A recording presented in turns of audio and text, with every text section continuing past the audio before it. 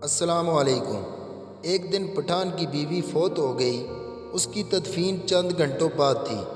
اس کے دوست نے اس کے آنسو پوچھے اور کہا، میں تمہارے لیے کیا کر سکتا ہوں؟ پٹھان نے بھری ہوئی آواز میں کہا، میرا لیپ ٹاپ لا دو۔ دوست بولا، وہ کیوں؟ پٹھان، میں نے فیس بک پر اپنا سٹیٹس سنگل کرنا ہے۔ پیش خدمت ہے دوسرا لطیفہ۔ دو دوست بہت چلاک تھے۔ انہیں لاہور جانا تھا، مگر ٹرین میں پیر رکھنے کی جگہ نہ تھی۔ رات کے وقت انہوں نے شور مچایا کہ بوگی میں سانپ گھس آیا ہے۔ تمام مسافر خوف کے مارے ڈبے سے اتر گئے۔